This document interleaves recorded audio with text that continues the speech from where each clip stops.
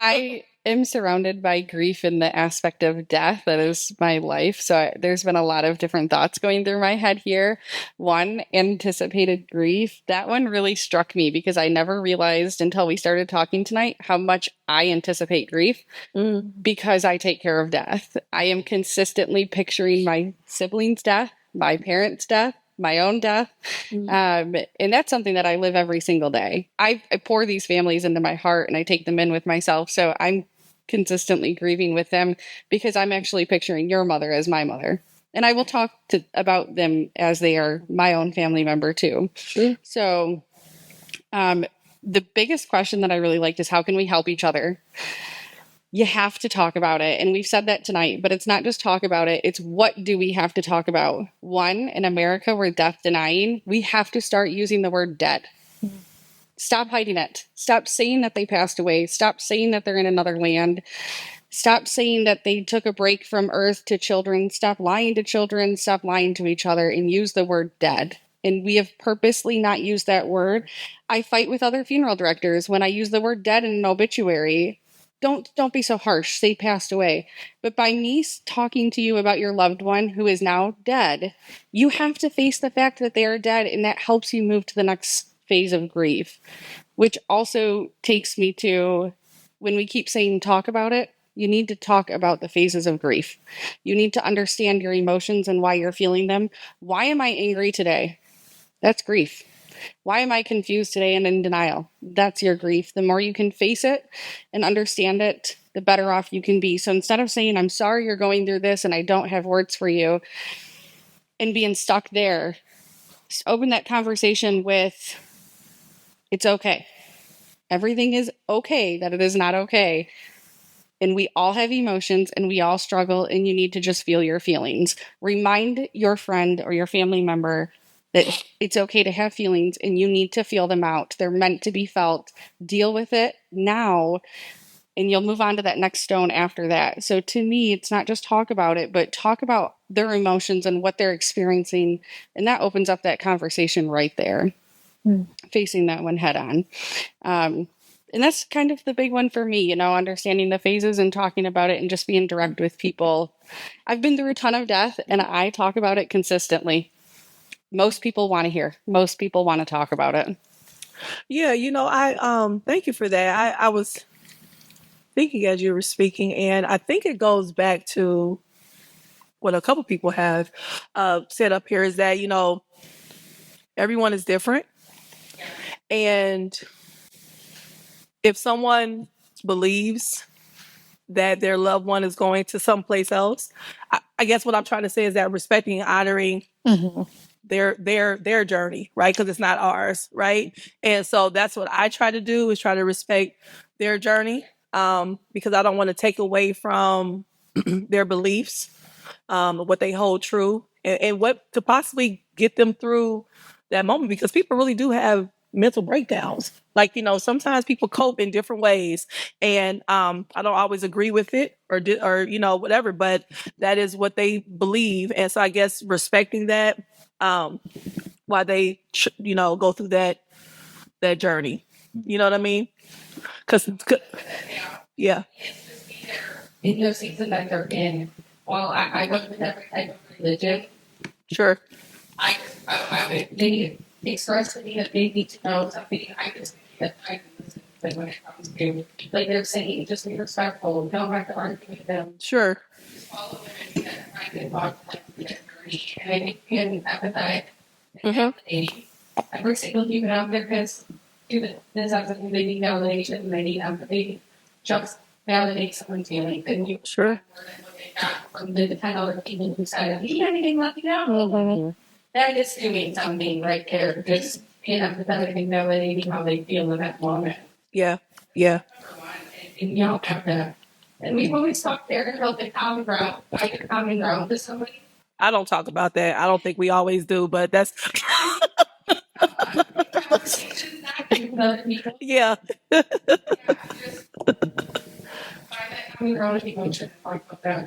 Sure. Yeah. Yeah. I agree. I'm just joking with you. Yeah. when I was 30, my father was diagnosed with terminal cancer and decided that he was just going to ride it out. And my sister and I helped him pass. My sister's 17 years older than I am, and we were fortunate enough to be able to take time off of work and be supported by our family financially so that we could just stay there and take care of mom and dad.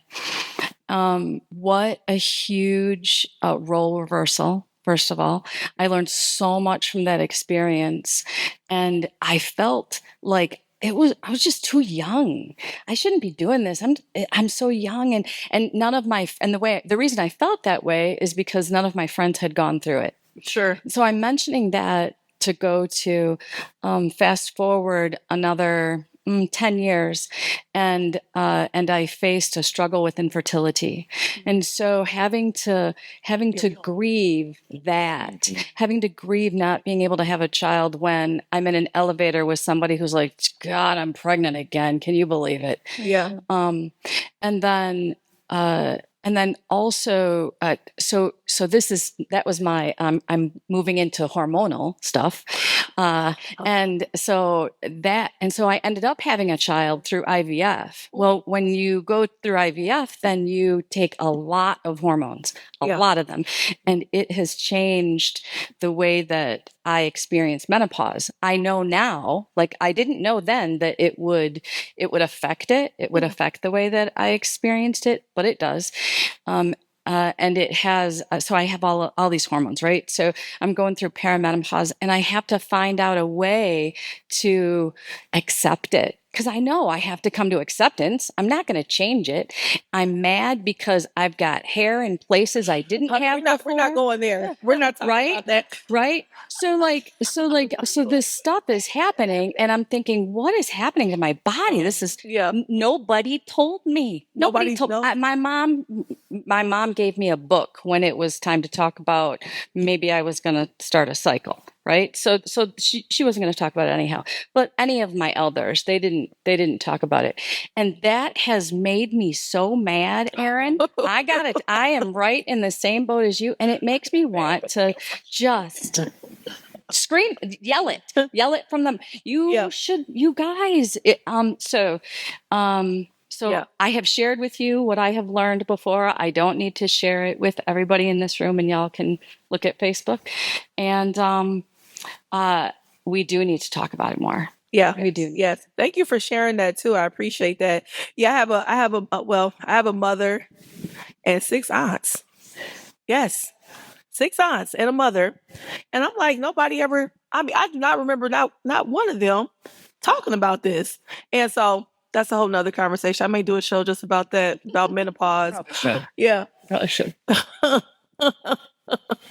I would like to take a moment to acknowledge that just because men don't have a word to describe the cycles of the way that their body changes throughout their lives, it's still just as significant. Sure. And almost more so in a sense because they don't have the word that everybody can use to blame it on. So, but that's a side note. I have a lot of anticipatory grief. Yeah. I lost my parents at a young age, one from a cancer diagnosis so we knew she was going to die. That was a thing. You prepared for it for years. But then my father died 3 months later of a heart attack, and that was really shocking. So I feel like I had a lot of different kinds of grief. Yeah. And then what that has led the rest of my life to experience is the constant scaredness of the grief, the change. Your life is constantly changing. It's different than it was 6 months ago. So it's different than it was 2 years ago. It's different than it was 5 years ago, especially if you have children and you watch them change so fast. Yeah. So I spend a lot of my time grieving. Like I remember when my oldest was 12 and I was already grieving what do you call it when the children leave the house, the empty nest syndrome. Yeah. And I remember I was like, I know that I'm not even close to that, but I was already looking at that, seeing that and grieving that. And then getting mad at maybe people around me that didn't see life the same way. Because I had experienced loss at such a young age. I appreciated my parents. I appreciated, and I saw that life was so short and fleeting that you really had to embrace each moment and know that. And that, so then I don't know exactly. This is more like just a comment, but I really feel like it's important to also talk about. We do talk about death a lot in my house, but not from a scary sense, just like, oh, we're all going to die. And how is that so hard to say? It's like one of the only things in life that is guaranteed. Yeah. So why is it so hard to say that? And I don't think it needs to be such a scary thing. It doesn't need to be any of the things that we try to meet it to be. It just needs to be, this is what it is. So it's okay, and know that it's fine and that it will happen. Yes. Yes. Thank you. Thank you. Anybody else? In the back. Oh, yeah. In the back, in the back. In the back, in the back.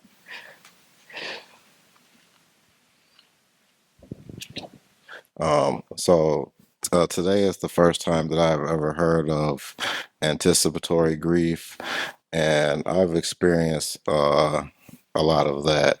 Actually, when my father was diagnosed with cancer and I was his caregiver, you know, he had a surgery.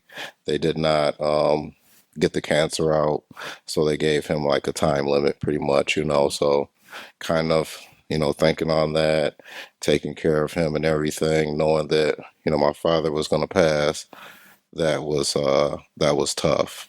I didn't grieve after the fact because, you know, he passed in my arms, woke up early in the morning, passed away in my arms. And, you know, at that time, like, you have to take care of business. You got to call the coroner. You got to call family.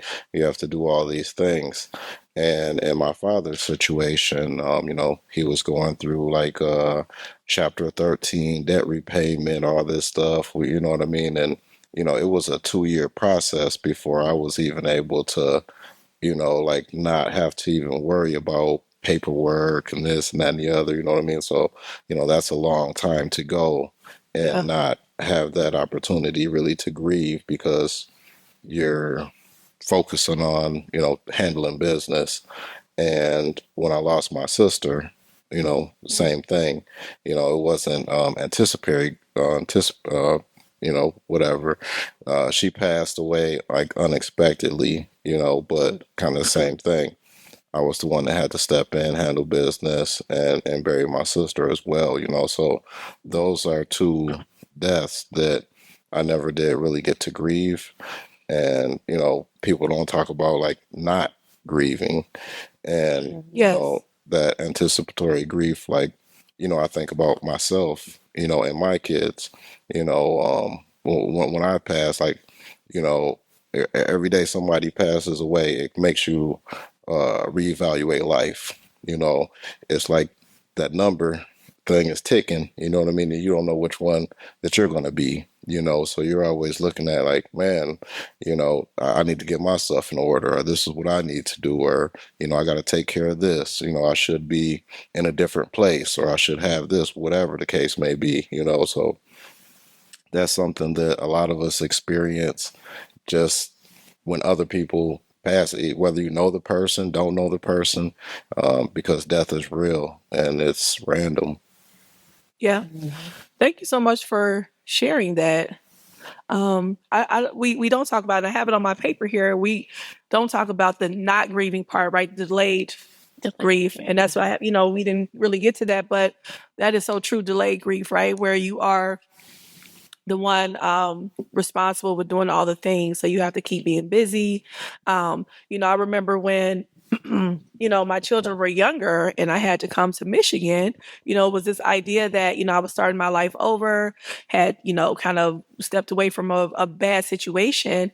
And I didn't have time to even grieve that, like, or think about it. I had to get my kids in school and I'm in this new space and it's a different space and Midland was very different to me, right? So I'm trying to navigate all these things and you don't get to really be in the moment. So I appreciate you for sharing that because we didn't get to it, but we do need to talk about that, the delayed grief and how we show up for people who have not had the chance to grieve, right?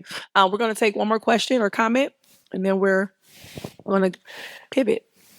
So I'm growing up with degenerative muscle disease, and so I knew about it when I was real young. So the ability to grieve what was going to happen in my life was a little bit easier because I was able to kind of accept it as things come and go. So I think what I wanted to say though is from a practical standpoint or like a tactic for me has really been the power of choice. And there are certain times when that choice is much more difficult than others.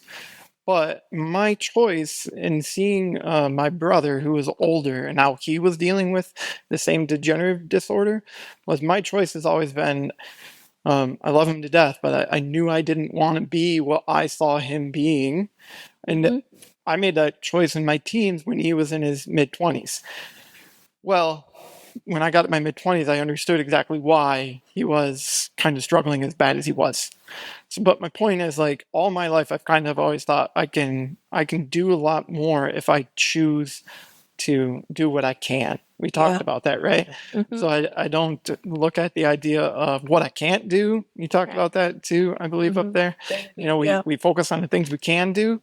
And that's kind of what I continue to do. And I do keep some relics around of when I could run and play beach volleyball, right? But there's things like that I just kind of focus on what I choose to do, what I can do, and keep moving forward from there. Excuse me. Thank you. Sorry. Oh, this weather keeps changing. Woman, it's hot, it's cold, my allergies going crazy. Thank you all so much. So we are going to excuse me. So we are at the end of our conversation. I appreciate you all so much for coming here and being vulnerable. People out there for being vulnerable, for listening. This can be a heavy topic, but also can be very liberating, right? Yes. And so I don't want it to end, so heavy. But I'm glad we talk about it, right? Because this is a part of life. So thank you all. I appreciate you all so deeply. Thank you. You're welcome. So I always like to end with some questions. Are you giving yourself grace? Are you being patient with yourself? Are you being patient with others? Remember, we are all individuals living a collective and reflective life. We need each other in this life as we search for answers. Sometimes when we search, what we find is hard and heavy. Kindness, action, empathy, and love help lift many burdens and loads. Be kind to each other because your heart could weep knowing what someone else is carrying. We do not know what people are going through.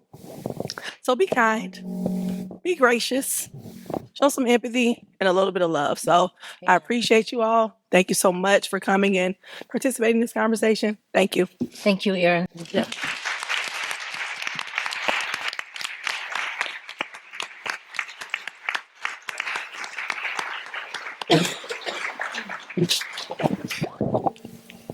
So we are done, but I want to make sure that we thank the Midland Area Community Foundation. Yes, they have helped partner with us to make sure we can do this. We want to thank the Midland Area Cultural Awareness Coalition. They also help partner, and Memorial Presbyterian also partner to make sure we have these conversations. So I want to say thank you. I want to thank Grace A. Dow. They have hosted us for 2 years now.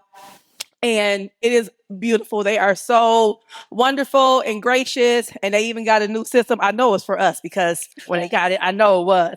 And they also have helped. I want to thank our team. We have a wonderful production team that helps out with this, to make sure that you all have a good experience and to make sure that everything looks how it looks. So I want to thank you all, and thank you all out in the audience for coming out, having this conversation, being brave. And as we journey together, we are all in this together. So this is the way we help each other and are there for each other. So thank you all. And of course, to our panelists for being out here and being brave. So, and then our summer intern, Madeline. Yes, this is her last official day with us. But she knows she is welcome anytime to grab one of those papers and still do the work, because we appreciate you. We love you. Thank you so much for being with us, spending time. She is starting her dual enrollment. I like to say that. and she started school today, and then she'll also be at Delta College. So we appreciate you, Madeline. Thank you so much for helping be our event manager for the summer. And again, good night. Thank you all.